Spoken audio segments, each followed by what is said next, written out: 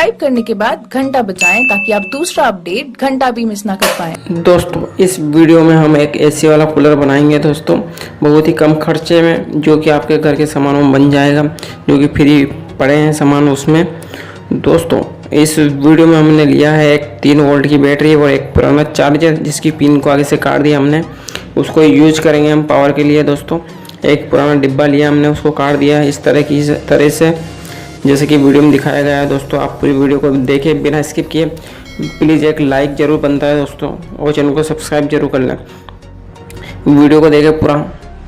तो दोस्तों देख लिया हमने, ऐसा काट दिया इसे, और ये 3 वोल्ट की बैटरी ली है, देख लिए दोस्तों। इस बैटरी को हम लगा देते हैं इसे, देख लीजिए दोस्तों, इसे लगा देना है। जो कि ये बैटरी दोस्तों आपकी पुरानी डीवीडी है उसमें भी निकल जाएगी है, ठीक है दोस्तों। बहुत से पुराने सामानों में लगी होती है दोस्तों 3 वोल्ट की बैटरी। ये मोटर है 3 वोल्ट की दोस्तों, सॉरी, ठीक है। हमने इसे लगा दिया है। अब हम लगाते हैं दोस्तों इसकी पंख, जो कि आगे फैन काम करेंगे दोस्तों। ये देख लीजिए फैन आपको मार्केट में मिल जाएगा बहुत क्वालिटी में दोस्तों।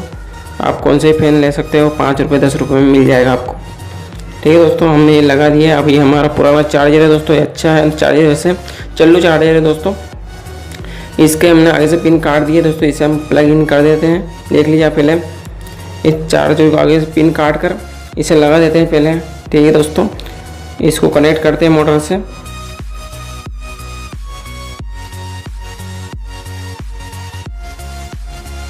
आपको पहले इसे चेक कर लेना है दोस्तों कि मोटर उल्टी तो नहीं घूम रही है, क्योंकि अगर प्लस माइनस गलत लगाएंगे दोस्तों तो मोटर उल्टी घूमेगी, ठीक है। पहले चेक कर लें दोस्तों, और उसके बाद इसे यूज करें, क्योंकि मोटर में ना तार में पता चल रहा है दोस्तों, मोटर में नहीं लिखा हुआ होता है दोस्तों ये प्लस माइनस किधर है, ठीक है। हमें चेक कर लेना है दोस्तों, इसलिए इसे पहले हम, अगर आपके पास सोल्डिंग मशीन है तो उससे सोल्ड कर ले इसे, ठीक है दोस्तों।